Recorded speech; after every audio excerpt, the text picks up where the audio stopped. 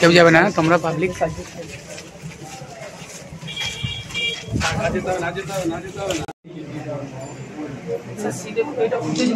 পেছন দিকটা পুরো সিধে একটা এটা সাইজে ফুটেজটা পুরো দেবেন স্যার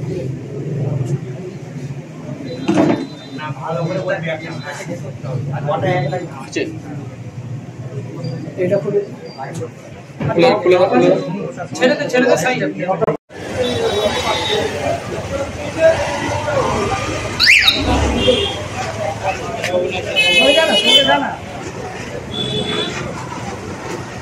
ওই বড়গুলো ডাক ওই বড় আছে হ্যাঁ বড় আছে বলুন না আছে নাকি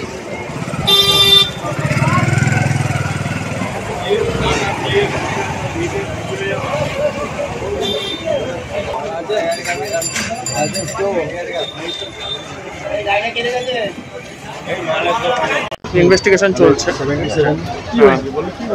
হয়েছে চুরি হয়েছে সামথিং তো খোলা ছিল মানে ইয়ে লকার খোলাই ছিল ওনারা চাবি ওখানেই রেখেছিল এটা এমন না যে ব্রেকিং হয়েছে হাউস ব্রেক করে ঢুকেছে বা দরজা ব্রেক করে সেরকম কিছু সেরকম নজরও পড়লো না তো যেটুকু দেখলাম যে কোথার থেকে হয়তো আগে থেকে ইনফরমেশন ছিল বা কিছু রেকি করা হয়েছে কারণ প্রপারলিভাবে পার্টিকুলার জায়গা থেকে জিনিসগুলো মানে নেওয়া হয়েছে কোনো রকম সার্চ বা কিছু করা হয়নি। কত টাকার মধ্যে বললো ওনারা বলেছে অ্যাপ্রক্স 10 লাখ টাকার মতো দেখা যাচ্ছে ইনভেস্টিগেশন করা হোক দেখা যাক পুরোটা। স্যার আপনার কি সিসিটিভি ফুটেজ শনাক্ত করেছেন? দেখছি এখনও প্রাইমারি ইনভেস্টিগেশন চলছে ফার্দার ইনভেস্টিগেশন চলবে সেক অফ ইনভেস্টিগেশনে বেশি কিছু বলা যাবে না। ঠিক আছে আপনি আবার দেখেন হাত দিয়ে দেখেন এই চাবিটা এখানে রাখেন এই চাবিটা মানে এইখানে থাকে এইখানে কেউ জানে না ও ফলো রাখে ওইখান থেকে ওই এটা জায়গাটা দেখে তো হ্যাঁ দেখিয়েছি ওটা ওইখান থেকে আসে কোথায় কিছু দেখানো হয় এইটাই আমার মোটামুটি ব্যবসার টাকা মানে মহাজনদের টাকা থাকে সপ্তাহে একবার চলে যায় বিয়ের টাকাও বিয়ের টাকা আমার এইটাই ছিল এইটাতে বিয়ে ক্যাশ টাকা মানে কথা মানে একদম কাছাকাছি 1-1.5 মাসের মধ্যেই মোটামুটি আমার সব রেডি করে বিয়ে শাদীর ব্যাপার ফাইনাল হয়ে গেছে।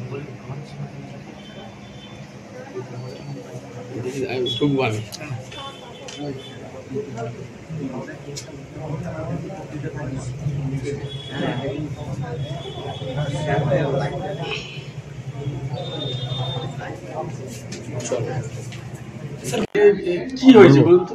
হ্যাঁ প্রতিদিনের মতো নয় গতকালও রাত 11টায় খাওয়া দাওয়া করে আমি 12টায় শুই ওই ঘরটাতেই রেগুলার আমি শুই কিন্তু প্রচণ্ড গরম থাকার কারণে পাশের ঘরে একটা এসি থাকায় ওই ঘরে ঢুকি তা ওইখান থেকে আমার আলমারিটা খোলা ফেলা ওইখান থেকে একটা সাইডে একটা জানলার পজিশন আছে ওরা মোটামুটি সেইটাকে ফলো রাখতো চোর দূরের কেউ নেই একদম আশেপাশের চোর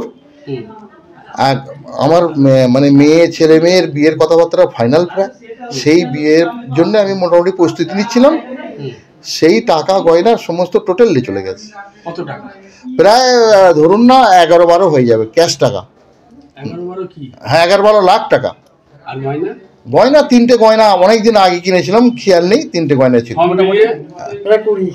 সব মিলিয়ে ধরুন না 3টে গয়না ধরুন না 2.5 ভরির মতো 3টে গয়না 3টে গয়না ছিল 2.5 ভরির মতো 15-20 লাখ টাকা 15 অবশ্যই হয়ে যাবে তো 15 হয়ে যাবে 15 হয়ে যাবে 15 হয়ে যাবে 15 লক্ষ হ্যাঁ 15 বিয়ে দেবেন কি করে?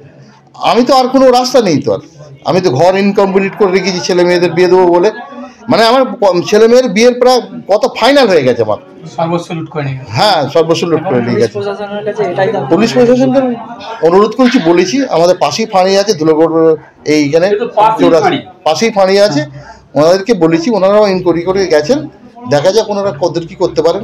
কখন এসেছিল কিভাবে হয়েছে এটা উপরে 7 থেকে নেবে মানে ওই ঘরটা খোলা ছিল আর আলমারি লক করে দেওয়ার পরে আর চাবিটা আমি ওইখানেই মোটামুটি ঢুকিয়ে রাখতাম এমনভাবে যে অন্য কেউ না দেখলে আমার নিজের ছেলেও বার করতে পারবে না চাবিটা ওরা চাবিটা রাখা দেখেছে। আপনার কি চেনার পরিচিত কেউ?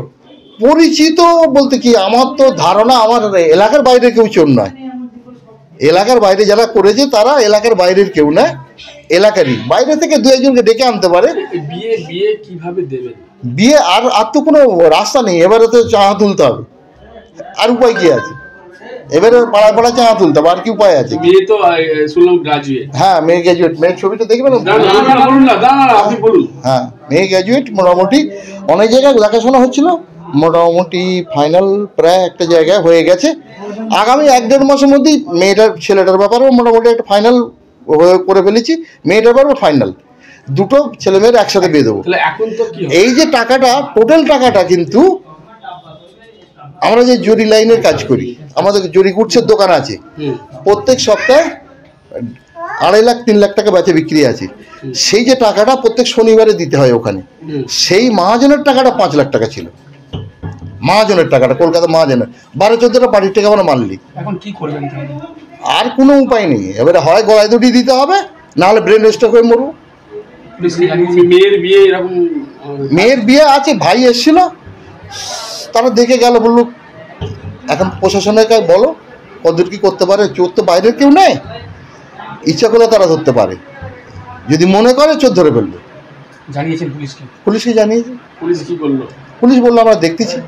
আপনি কমপ্লেন করেছেন? হ্যাঁ, কমপ্লেন করা হয়েছে তো। হ্যাঁ, কমপ্লেন করা হয়েছে, কমপ্লেন করা হয়েছে আমাদের এই ফাঁড়িতে, চৌরাস্তা ফাঁড়িতে, চৌরাস্তা অর্থাৎ সাকরাইল ফাঁড়ি এখানে। হ্যাঁ হ্যাঁ, ঠিক আছে। আপনার নাম? আমার নাম মিরজাহান সিপাহী। ঠিক আছে।